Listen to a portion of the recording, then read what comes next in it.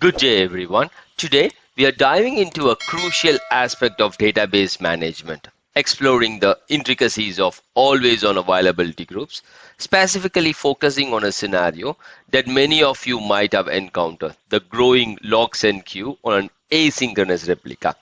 As we know, always on is a game changer for ensuring high availability and disaster recovery in the world of databases. However, in this journey of maintaining resilient systems, we often come across challenges. One such challenge that can raise eyebrows is the persistent growth of the log send queue on an asynchronous replica. In this video, we will unravel the mystery behind this phenomenon, understanding why it happens, the potential implications, and most importantly, how to tackle it effectively. Let's get started. Database server JBS AG1 and JBS AG2 are on primary data center located in East US. Database server JBS AG3 is on a secondary data center and that is hosted on Korea Central region. Database server JBS AG1, JBS AG2 and JBS AG3 are part of failover cluster without shared storage. If you look at the setup right now here, the log send queue on asynchronous replica JBS AG3 is continuously growing, and we can see that on the always on availability group dashboard. If you see here, the log send queue is continuously increasing. Let me pause the auto refresh and then refresh it back. And if you see here, the log send queue is continuously growing. Yep. So the only problem is that what we are seeing here is like it is pretty clear that there is no issue as far as the synchronous replica JBS AG2 is concerned. Everything seems to be okay there. The estimated data loss is 0 and the log send queue is just 60 KB. Yep. But as far as JBS AG3, which is an asynchronous replica is concerned, what I'm seeing is like the estimated data loss is close to 41 days and the log send queue is close to like 11 GB. So that's what I'm seeing. So this is in KB, and what I'm seeing is like the log send queue size is close to 11 GB. Now what we'll do is like we will look at some performance monitor and then understand the performance monitor counters can give us some very good details to understand what is going on and how do we go about troubleshooting this further. On the primary replica, which is your JBS AG1, I'm going to look at the first counter called log bytes flushed per second. Yeah. So if you see here, this log bytes flushed per second is present under the object SQL Server databases. Okay, and log bytes flushed per second basically refers to how much primary replica is basically flushing per second to the log file. That is, whatever changes that we are making on that particular database. In this case, the database name is Arc Reactor. So whatever the primary replica is basically flushing to the log file, that gets tracked by this particular counter. Yeah. In our scenario, what I'm able to see is like the database Arc Reactor. Just for this particular database, what I'm seeing is like we are basically the primary replica is basically flushing close to on an average 6.9, say it is between 6 to 7 MB per second. It is basically flushing to the log file.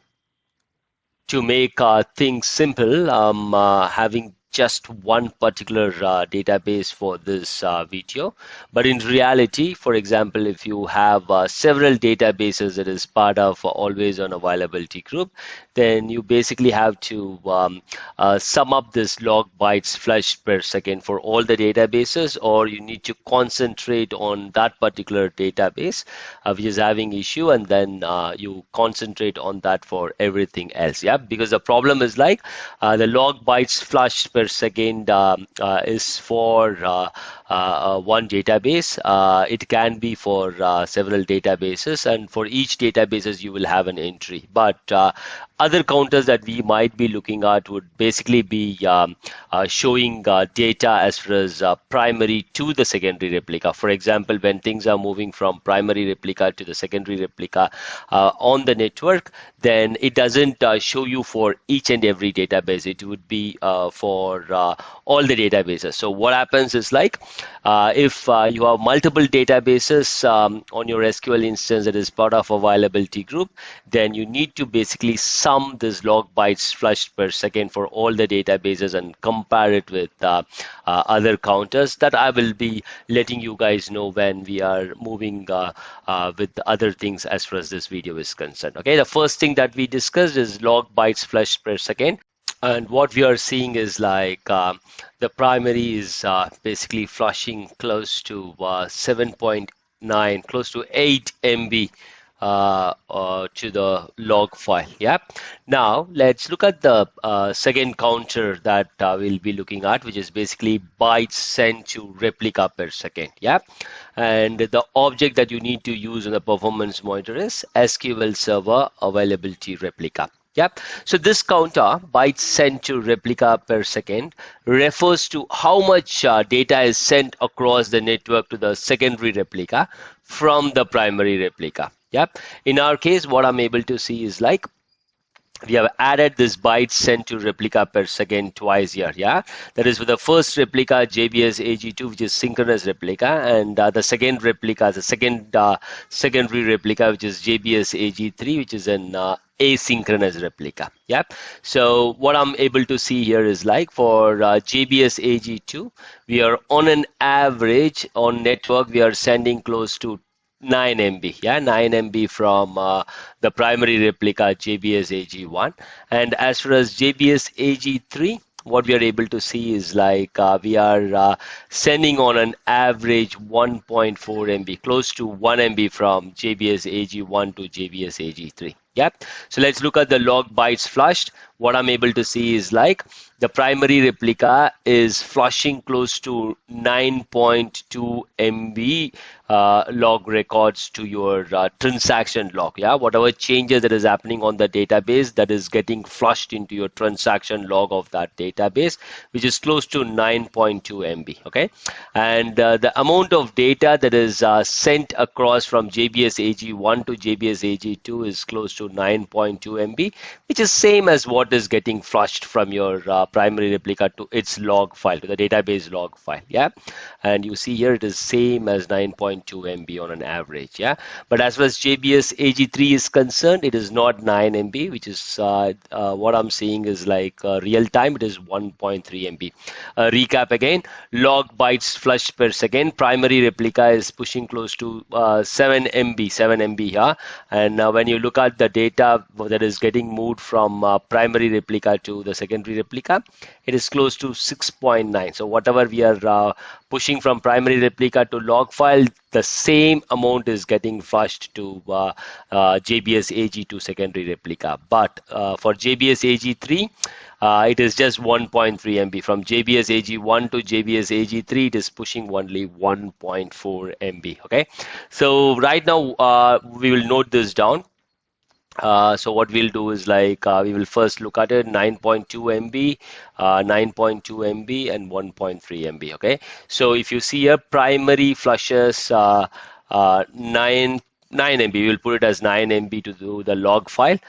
Primary sends close to 9 MB per second to secondary JBS AG2 via network, and primary sends close to 1 MB per second to the secondary JBS AG3. So I've noted it down. So let's verify that one more time. It is close to like 7 to 9 MB that is getting pushed, and JBS AG2 is also like 7 to 9 MB. But on JBS AG3, 1.3 MB. Yeah, so the value matters, like whatever it happens real time. Yeah, I'm pushing 6.9 MB, 7.2 MB, 7.3 MB, But if I look at what I'm moving across to the secondary, JBS AG2, it is close to like 8 MB, same as what what the primary replica is pushing to its database log file. Same thing is getting pushed to JBS AG2, but JBS AG3, it is consistent 1.4 MB. Yeah. So what I'm seeing right now, JBS AG3 is not able to keep up with the amount of changes that is happening. Yeah. Okay, now what we'll do is like now let's switch on to the synchronous secondary, which is JBS AG2, and everything seems to be fine there.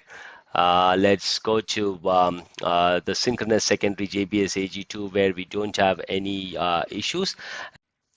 On JBS AG2, the synchronous replica where we don't have any issues, I'm looking at the counter log bytes received per second, and it is part of object SQL Server database replica. Yep. So this counter log bytes received per second refers to how much data we receive in the secondary from the primary replica. Yep. So if you see here, as far as this particular specific database arc reactor, I'm able to see like we are receiving close to 8.3 MB. Yep. So this is what I'm seeing there. The log bytes received per second is showing as 8.3 MB. Okay. I'm going to look at another counter here, which is called read in bytes per second, which is part of the same object SQL Server database replica. And I'm looking at the counter read in bytes per second for database arc reactor. Okay, so the read in bytes per second counter refers to how much data will be read in on the secondary. Okay. So now if I look at JBS AG1 here, what I'm seeing is like the primary replica is flushing close to 8.3 MB.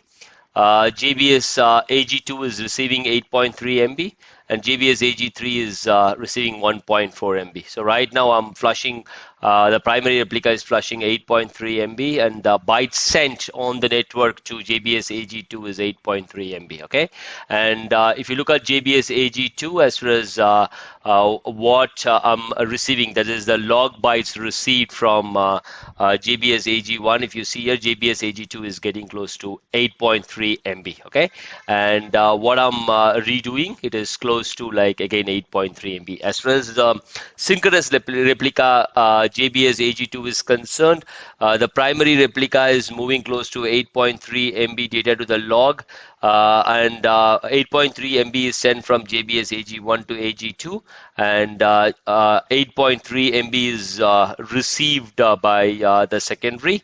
And how much I'm redoing, it is close to 8 MB. So now if you see it all over again, whatever data I'm sending, it is close to like, it will be close to 6.8, 6.7, and that is what I'm receiving and I'm redoing. So there is no issues at all as far as JBS AG2 is concerned. So now if you see here, it is close to 6.6 MB. The primary replica is sending it across to the log. I'm sending close to 6.6 MB. JBS AG2 is receiving 6.6 MB, and then read-in is also close to like 6.6 MB. Yep. So that is what is happening right now. So now let's look at the same thing as far as JBS AG3 is concerned. Okay, JBS AG3, we have the same data here. So now what I'm going to do is like, let's start it all over again from JBS AG1. This value basically changes with the amount of what kind of operation is happening. I will not be able to give the same sort of operation on the primary replica. So that's the reason the values are changing. So now if you see here, the primary replica is moving close to 6.7 MB data to the log, and I'm sending close to 1.4 MB to JBS AG3. And if I look at JBS AG3, which is the asynchronous replica, I'm seeing like I'm receiving only 1.4 MB, and then I'm redoing 1.4 MB. So the problem here, what I'm seeing is like, as far as JBS AG3 is concerned, the amount of data that is being sent across from JBS AG1 to JBS AG3 seems to be very, very less. Yeah, even though I'm flashing close to even though I'm moving, the primary replica is moving data close to 6.7 MB to the database transaction log, and it is sending close to 6.7 MB to AG2, but for JBS AG3 it is just sending 1.4 MB. So right now the problem could be two things. Either there is a problem, primary replica is not able to send the data across to AG3, which is asynchronous replica, or there seems to be a problem in the network which is limiting JBS AG1 to send the data across to AG3. Yep. So here the first thing that I'm going to do, I'm just going to do a normal ping. I'm going to do a JBS ping a JBS AG2, and if you see here, I'm getting a response of 1 milliseconds. Yeah. Now JBS AG3, I'm seeing that the response time is 188 milliseconds. Okay. Now what I'm going to do, I'm going to run a network test and then see how much data throughput I have when as far as the network is concerned. Like, what is the network throughput we have? We will basically check that. Let's run the tests on JBS AG1 to JBS AG2 and then JBS AG1 to JBS AG3. Yeah, and we will compare the results and then see if there is really a problem as far as network is concerned. The tool NDTTCP for this particular demo. I've placed this a link on the description of this video. You guys can use it. You basically have to scroll down and then click on releases. Yeah. And then what you basically have to do is, like, you need to download this exe file. Yep. What I've done, I have downloaded it already and placed it in C drive tools folder. Likewise, I've placed that in the other two servers as well. Yeah. So now what I'm going to do, I'm going to execute this entity TCP tool on the receiver VM and then the sender VM, and then I'll be looking at the network throughput. So here the receiver VM would be your secondary replica and your sender VM would be your primary replica. So before starting the test, what we need to do is, like, on the receiver VM, we need to create a Windows firewall allow rule to allow the NTTTCP traffic to arrive. And it's easier to allow this nttcp.exe by name than to allow any specific inbound TCP ports. Yeah.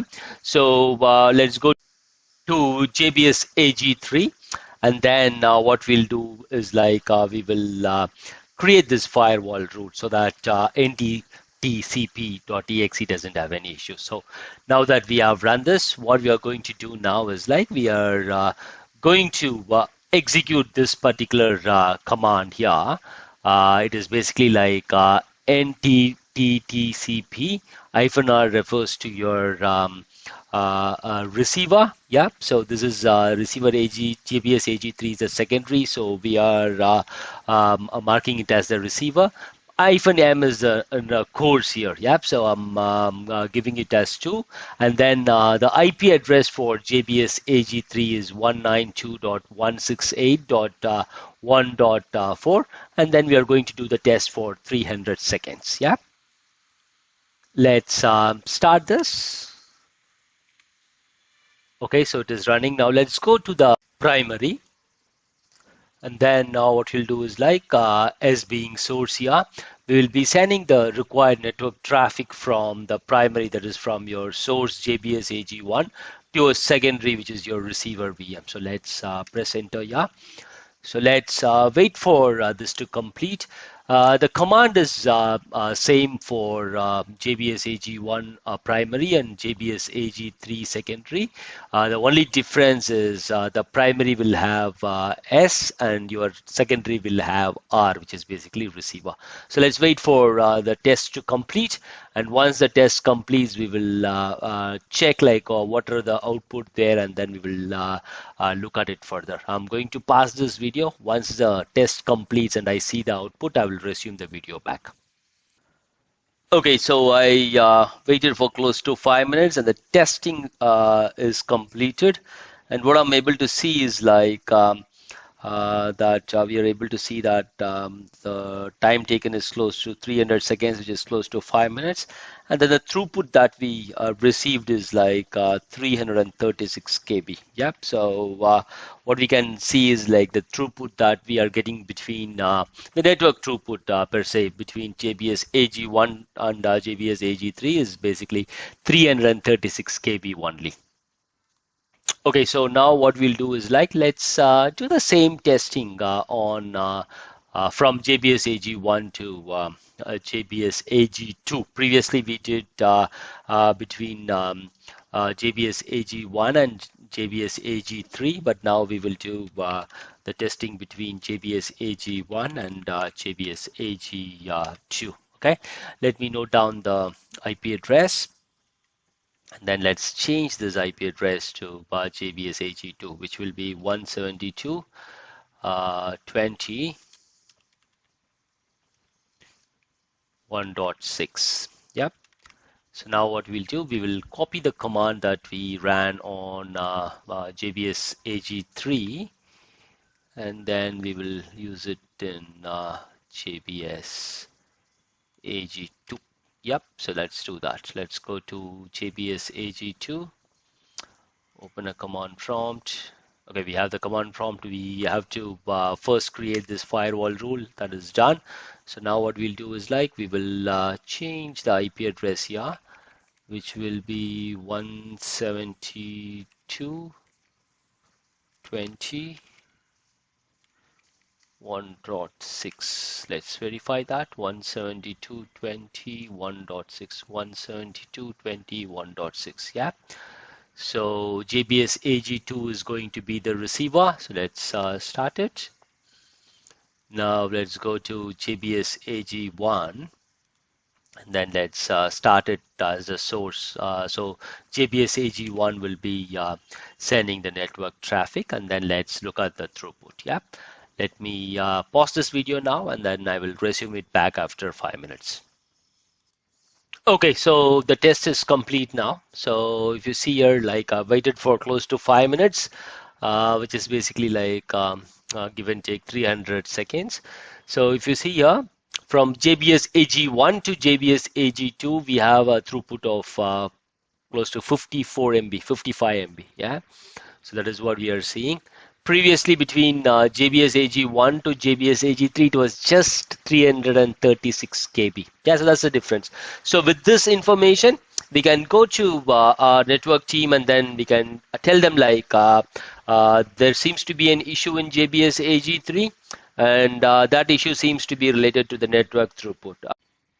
Now we clearly know that the growing log send queue on the asynchronous replica JBS AG3 is basically due to the network throughput issue that we have between JBS AG1 and JBS AG3.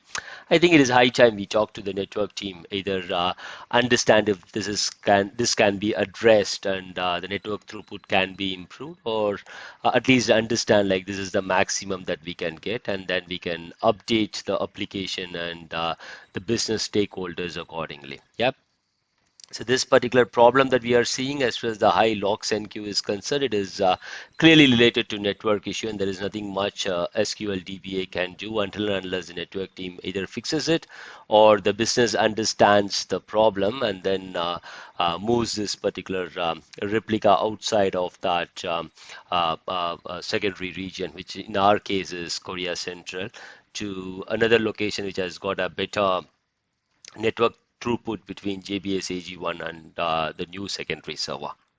Hope this video gives some light as far as troubleshooting logs and queue size is concerned. We can utilize the same counters to understand where the problem is, and depending upon the data that you get from the performance monitor, you will be able to understand where the problem is and then solve or provide appropriate explanation to your application team or to your business stakeholders. That's it for this video. Thanks for watching. Have a great day. Jai Hind.